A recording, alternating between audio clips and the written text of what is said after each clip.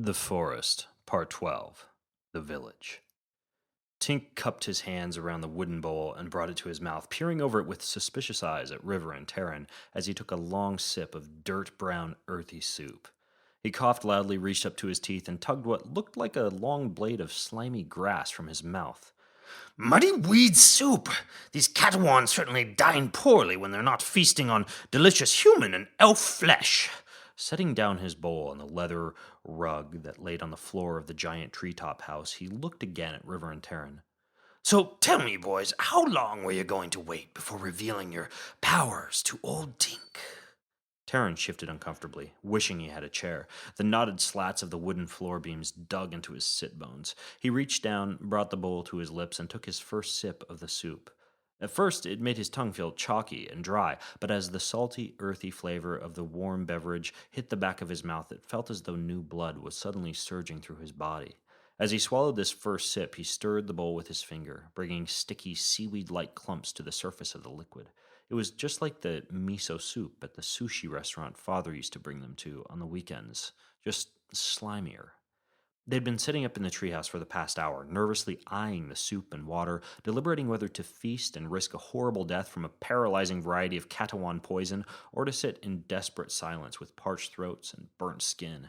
Surrounding them on all four sides was a sturdy, well-built cabin wrapped around the thick trunk and branches of a giant ponderosa pine. The ceiling of this structure was tall enough for a large Catawan to easily stand upright, and in the center was a large, stained, oil-streaked leather rug that seemed to serve as a primary gathering place and dining table. A gaping hole on one side of the cabin served as both a window and an entrance, with a long, well-used rope ladder hanging from it and dangling down to the forest floor nearly 50 feet below. With easily enough room to hold 10 adult humans, this was the largest treehouse Terran had ever been inside, and the long, swaying climb up had made him slightly seasick. Through the window, he could see at least half a dozen other identical treetop houses scattered through the forest canopy and blended with expert camouflage into the trees. An inattentive passerby could easily walk under an entire Catawan treetop village full of hundreds of enormous creatures and never know it. After they'd been cut free, they'd been led by the largest Catawan to the base of this particular tree. The entire community of Catawan had followed cautiously behind, grunting, sniffing with curiosity, and among the few who had been assaulted with water, rocks, and magical dust storms, whimpering with fear. When the parade arrived at the base of the tree, the leader had growled to two older females who pointed upwards and nodded towards Tink, River, and Terran to begin climbing. One female had led them up, while another followed behind with a large basket strapped to her hairy, hunched back. When they arrived at the top, the females had set them around this center rug, then opened the basket to reveal three wooden bowls, one large canteen of soup, and one soft leather canteen of water. During the entire hour they'd been sitting in the treehouse, a young Catawan child would occasionally poke its curious head up over the window, then clamber inside and huddle in the corner to join the two big females. By this time, nearly a dozen Catawan youth now sat watching and staring at their odd human and elf visitors. Already half done with his bowl, River slurped loudly, making the group of Catawan children grin and giggle. The young creatures had been studying the three strangers with intense curiosity, occasionally glancing at the older females for silent permission, then stretching out long, hairy, ape-like arms to touch their three strange visitors, and then quickly drawing their arms back, too nervous and too excited to make actual physical contact. River slurped again and smiled back at them, glanced at Tink, then looked at Terran. Let's just tell him, Terran. Terran took a long, deep sigh, then looked as honestly as he could into Tink's eyes. We don't know how we got here, Tink. River interrupted. We just woke up here. Terran first, then me. Tink slowly stirred his soup with his finger, his forehead scrunched in thought. How? How did you wake up here? Where were you before? Immediately, Terran's mind spun with bewilderment about where exactly to begin. Surely Tink would be fascinated with tales of automobiles, airplanes, skyscrapers, trains, cameras, computers, and phones. He began to imagine what the inventor elf could accomplish with a knowledge of internal combustion, jet engines, computer chips, electricity, and modern robotics. Then River spoke again. We were at our home in America. We walked into a shed. A shed? America?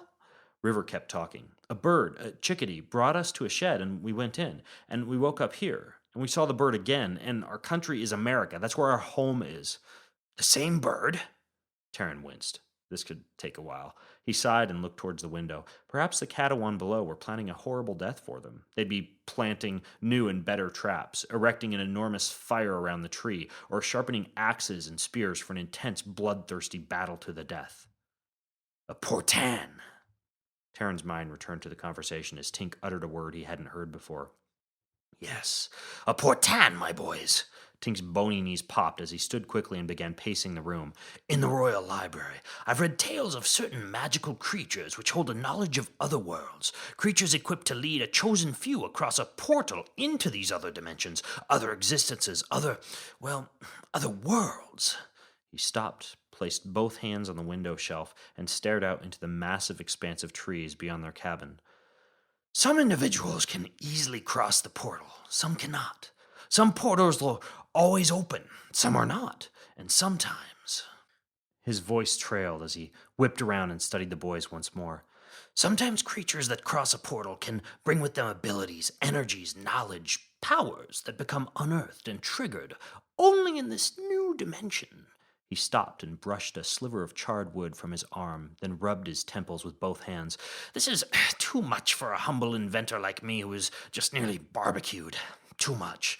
And I've only seen bits and pieces of portals and books, anecdotes and citations in the scrolls, but there is one who would know exactly how you came to be here, and perhaps why you are here.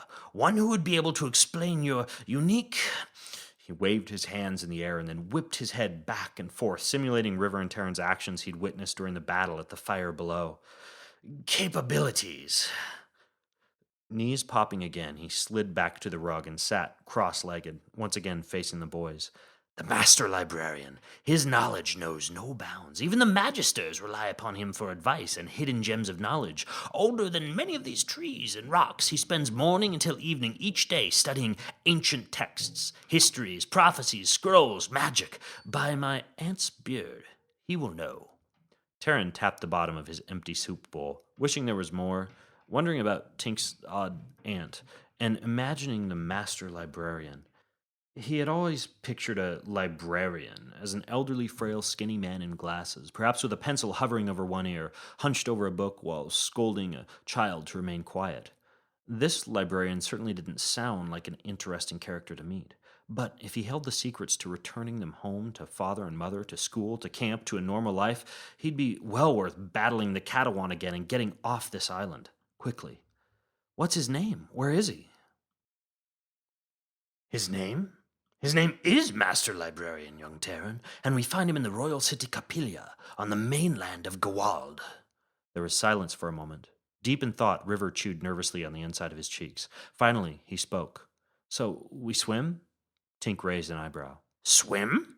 Your flying machine could kill us all. I'd rather fight a sea monster than get into that basket. So, we swim?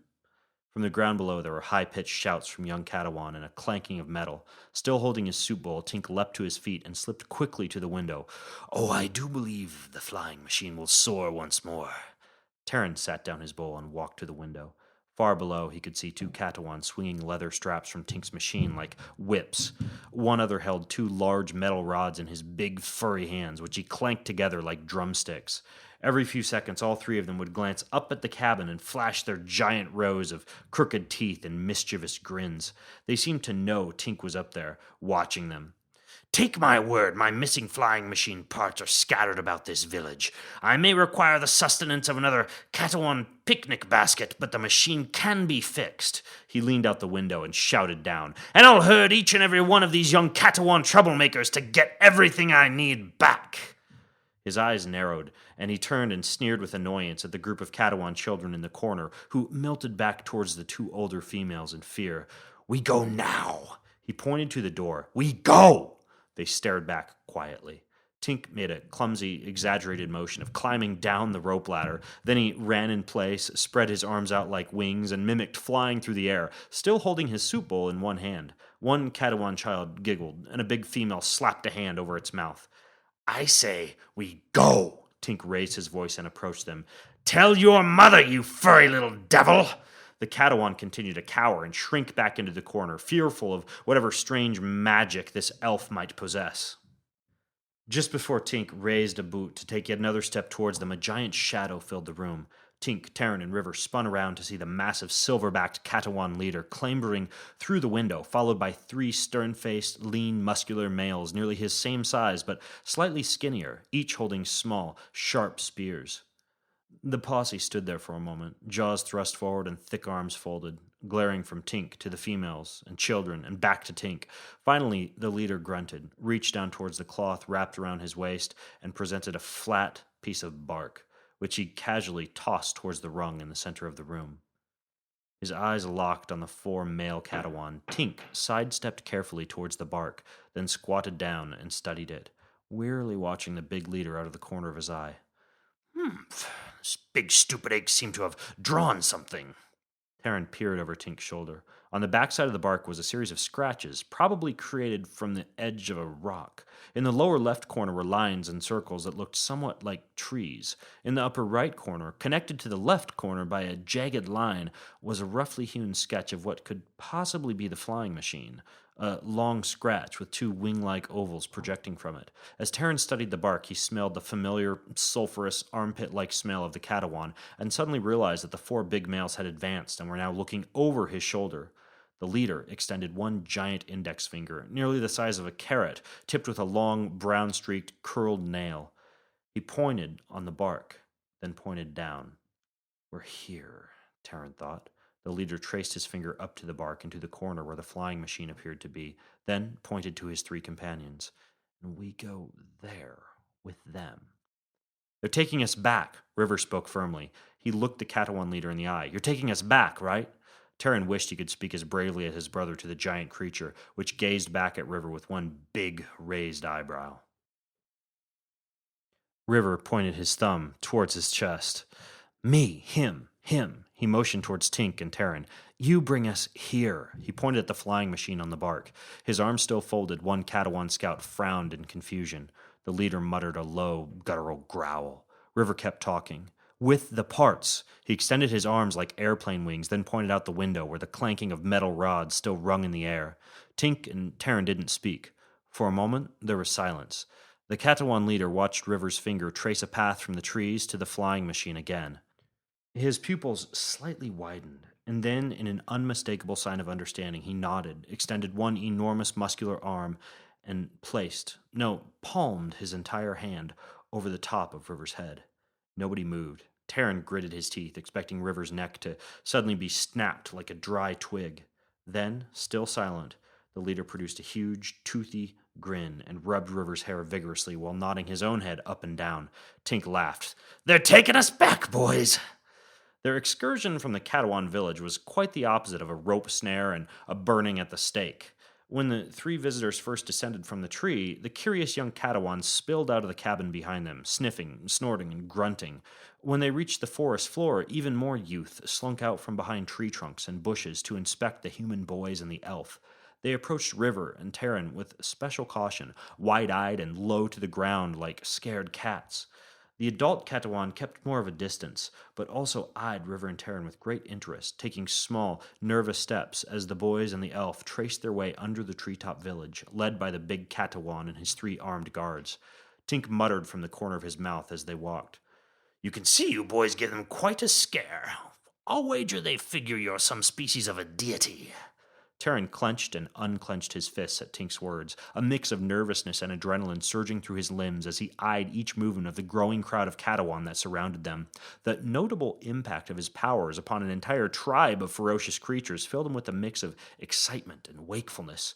When the group of young Katawan, holding the metal rods, leather straps, and parts from the flying machine, rambled a bit too quickly from a nearby patch of shrubs, he suppressed a sudden instinct to sweep out his hands and knock them back with a violent mass of earth.